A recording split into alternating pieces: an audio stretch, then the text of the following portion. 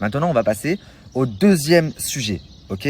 Alors là, celui-là, je vous promets que je vais vous régaler parce que ça fait un moment que vous m'envoyez des messages, etc. en me disant regarde, regarde, regarde. Et je fais le mec qui ne voit pas. Mais vous inquiétez pas, j'ai tout vu et aujourd'hui, la goutte, elle a débordé. Elle a fait déborder le vase. Donc, je vais m'occuper de son cas, vous inquiétez pas. S'il vous plaît, soyez très très attentifs. Et ah oui, les haters, je vous vois venir là, Twitter compagnie. Écoutez la story jusqu'à la fin avant de vous faire votre opinion. Parce que je vous vois déjà venir haineux, machin et tout. Rien du tout. Haineux de rien du tout. D'accord? Donc écoutez bien la story jusqu'à la fin. Et moi, j'aime les gens qui sont dans le haq. Soyez dans le haq. Dites-moi si je suis fou. Si je suis fou, moi, je suis quelqu'un qui sait se remettre en question. Ok? Mais en l'occurrence, je ne suis pas fou et ça commence à bien faire cette histoire. Donc je vais mettre le haut là, vite fait. Donc bon, c'est parti. Je ne sais pas si vous vous rappelez, mais il y a quelques mois de ça, j'ai une vidéo, une émission qui a été supprimée de ma chaîne YouTube, à savoir l'émission avec Ilan. Et dans le mail que j'ai reçu, on m'a expliqué que c'était Samzira qui avait fait supprimer ma vidéo. Donc suite à ça, j'ai fait une story en expliquant que je comprenais pas qu'à son grand âge, il s'amuse encore à faire des coups de vis comme ça, et que en fait, c'est pas en me faisant supprimer des vidéos qu'il allait montrer qu'il était meilleur que moi. C'est dans le travail et c'est les gens qui vont décider. Enfin, j'expliquais qu'en gros, c'était des coups bas et que moi, je mangeais pas de ce pain-là. Tu vois, je me donne dans le travail pour être le meilleur, pour être le numéro un, mais je vais pas te faire des coups de vis et des coups de machin pour ralentir un tel ou ralentir un tel. Le soleil, il se lève sur la tête de tout le monde et il brille pour tout le monde. Donc suite à ma story, il a contacté Wesley en fait, parce que tout le monde sait, c'est un secret pour personne, que Wesley, c'est mon frérot, on est amis. Et il lui a dit, ouais, je veux parler à Nabil et tout. Donc Wesley il me dit, ouais, est-ce que je donne ton numéro à Sam? Sam, il veut te parler. Moi, je dis à Wesley, non. En fait, il a bien su comment faire pour avoir mon numéro, là. Il t'a appelé parce que j'ai fait une story pour pouvoir parler avec moi. Alors pourquoi ne pas avoir fait ça avant de faire supprimer la vidéo? Puisqu'il sait comment me trouver. C'est pas maintenant qu'il a fait supprimer la vidéo, que j'ai fait une story, que les gens sont en train de se retourner contre lui, qu'il faut venir parler avec moi. Wesley me dit, c'est bon, arrête de faire le gamin et tout, parle avec et tout, arrange l'histoire et chacun sa vie. Je dis à Wesley, ok, vas-y, ok, d'accord. Wesley, de toute façon, il est toujours comme ça, il veut toujours arranger les histoires, il évite le conflit un maximum. Donc je me dis, ok, thank you. Je me dis, il a raison, vas-y. Je dis à Wesley, donne mon numéro à Sam. Donc Sam m'appelle, il me fait son baratin, je suis vraiment désolé, c'est pas moi qui a supprimé ta vidéo, il y a quelqu'un qui travaille pour moi et c'est son job en fait de faire supprimer les vidéos quand on reprend un contenu de moi, etc. Je lui dis, mais Sam, t'as fait une interview il y a une semaine, il y a ma tête dans ton interview, tu reprends toute ma story. Il me dit, non mais on a Snapchat et Instagram, on a le droit, mais YouTube on n'a pas le droit, je te le dis même pour toi, ça t'aidera pour les futurs. Je dis, ok, d'accord. Il me dit, moi regarde, je te la remets ta vidéo, mais alors tu supprimes mon passage, le passage que t'as pris de moi. Je lui dis, bien sûr. Je lui dis, mais alors regarde, écoute bien ce que je vais te dire. Je lui dis, non seulement je vais le supprimer, mais en plus de ça, je ne m'appelle pas Nabil El Moudni. Si un jour, je recite ne serait-ce que ton nom, ou alors un contenu de ton nom, rien. Je lui dis, à partir d'aujourd'hui, t'es mort. Pour moi. Donc ça se calme, il me dit qu'il va me remettre ma vidéo. Je lui dis, ok, très bien. Et il me dit, donc juste avant de raccrocher, il me dit, attends Nabil. Et du coup, toi, ça va? Qu'est-ce qui se passe? Comment ça se fait que on t'a plus vu pendant 1 an et demi, t'étais boycotté et genre maintenant tu reviens? Et là, dans ma tête, je ne lui ai pas dit en face, mais dans ma tête, je me dis, attends. Pendant 1 an et demi, on m'a pris la parole, on m'a pris mes réseaux sociaux, mon Snapchat, mon Instagram. J'ai créé 150 snaps qui ont tous sauté, 150 Instagram. Tout ce que je disais ne pouvait pas être relié. On m'a enlevé la parole.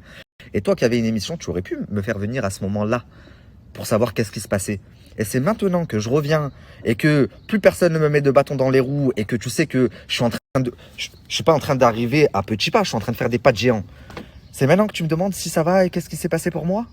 Bon, pas grave. Je lui dis, ouais, t'inquiète pas, tout se passe bien. Alhamdoulilah, j'ai pu m'arranger. Aujourd'hui, je vais travailler, t'inquiète pas, je vais aller loin. Donc, je lui fais comprendre en gros. Ok? On termine l'appel là. Et pour moi, je clôt le dossier Sam à partir de ce moment-là. Sauf que, écoutez bien. Carrément, non. Je viens de me souvenir d'un détail. Quelques jours après, je lui envoie un message en lui disant, à l'époque, il y avait le dossier de, vous savez, les candidats qui avaient payé pour faire les princes et princesses. Et je lui envoie un message en lui disant, je sais que tu es au courant parce qu'on t'en a parlé avant moi, même si tu n'en as pas parlé. Écoute, ça pourrait être bien qu'on taffe ensemble. Les gros blogueurs, quand il y a des affaires comme ça, c'est quand même grave. C'est des faits de société, des affaires de viol, des affaires de violence sur les femmes, etc. Viens, on combine nos forces tous. Il m'a lâché un vu, la famille. Donc comme ça, vous savez, hein. Ça me fait bien rire là quand je le vois faire. Oui, je suis indigné, ça me dégoûte. Hein. Ça fait 6 mois qu'il fait ça. C'est depuis que Banidja a refusé de lui acheter sa boîte. Et je vais vous le montrer, j'ai les messages. D'accord? Parce que quand moi je lui ai dit, il m'a lâché un gros vu. Ok?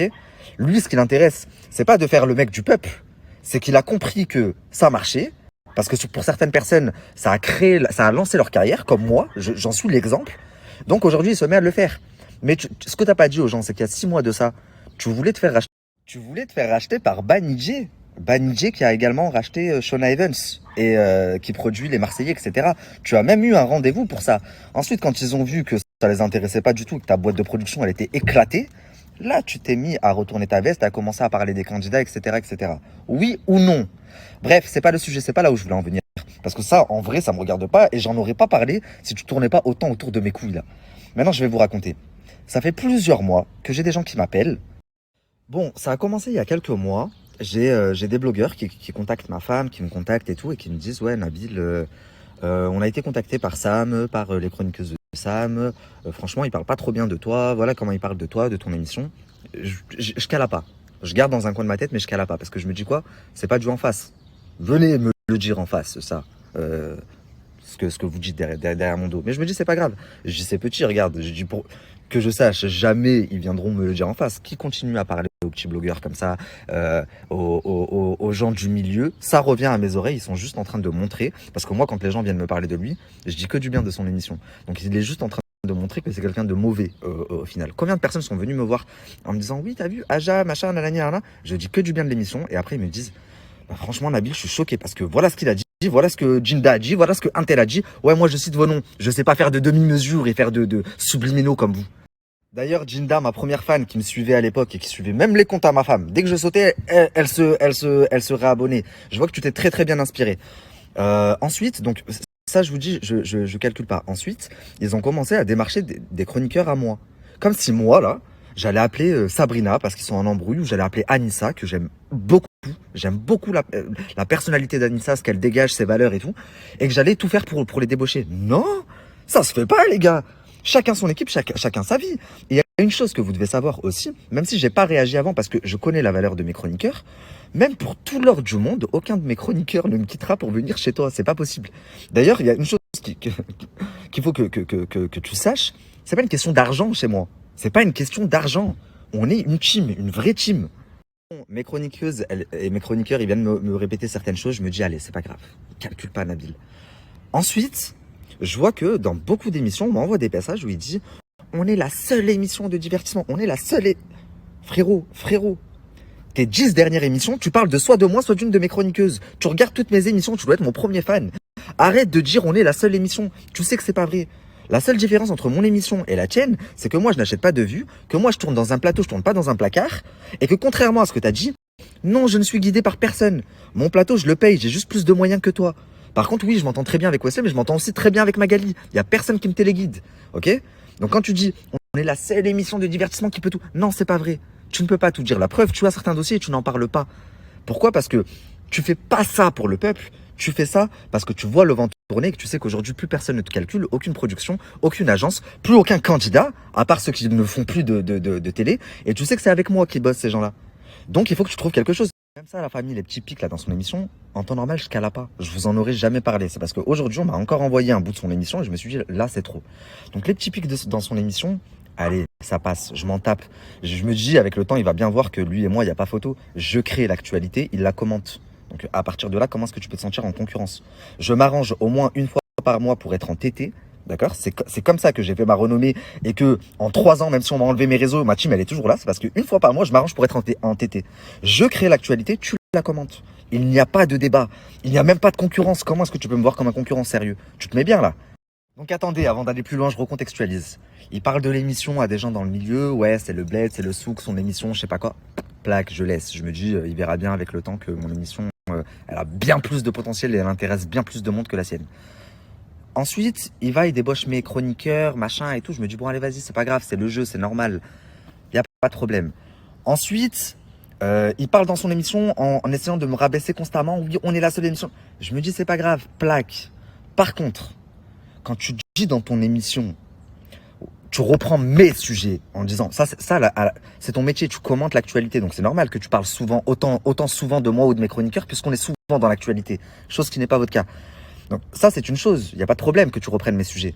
Mais par contre, que tu dises, oui, le blogueur a demandé 30 000 € pour que la vidéo ne sorte pas. Tu as mon numéro, tu aurais pu m'appeler pour me demander. Je t'aurais envoyé carrément un enregistrement où il me propose de l'argent, il me propose des arrangements. Carrément, Hicham, il m'a dit quoi? Hicham, il m'a dit, si tu parles pas de cette vidéo là où je frappe la meuf, je viens dans ton plateau et je te donne l'exclusivité de tout ce qui s'est passé avec Jazz. Et je lui dis quoi? Mais qu'est-ce que je m'en pète un rein? Tu crois vraiment que je vais couvrir des actes comme ça pour que tu viennes me raconter ce qui se passe avec Jazz? Et j'ai tout enregistré. Ils sont passés par Marc et Nadé. Et Marc et Nadé eux-mêmes l'ont dit dans leur story. Ils ont dit, la personne dont Nabil parle, l'intermédiaire, c'était nous. Et oui, c'est vrai, on l'a contacté pour lui proposer un arrangement parce que c'est nos amis et qu'on voulait pas les laisser dans la merde. Et eux, ils regardent toutes mes stories comme ils regardent toutes mes émissions, de même qu'ils regardent toutes les stories de Marc et Nadé. Mais non, ils ont fait abstraction de cette partie-là et ils ont dit, apparemment, le blogueur a demandé 30 000 € pour pas que cette vidéo sorte et c'est pour ça que Hicham, il a mis lui-même. Non, non, non, non, non, non.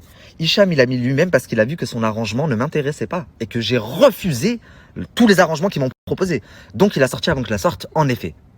Donc, t'as vu, essaye de me rabaisser tant que tu veux, c'est pas grave, les gens savent ce que moi, je vaux. Essaye de débaucher mes chroniqueurs tant que tu veux, c'est pas grave, je sais ce que eux, ils valent. Essaye, dénigre-moi tant que tu veux, c'est pas grave, c'est sur toi que ça retombe. Par contre, ne me diffame pas.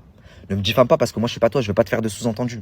Je vais une fois parler de toi et je vais te terminer. T'as vu? Une darba chez nous, on dit. Je vais pas te faire plein de petits coups, plein de petits coups. Je parle même pas de tes faux comptes YouTube là qui viennent commenter mes vidéos, t'as vu? Parce qu'en plus, tellement que t'es intelligent, tu utilises la même adresse IP pour tous les mêmes comptes. Tu vois ce que je veux dire?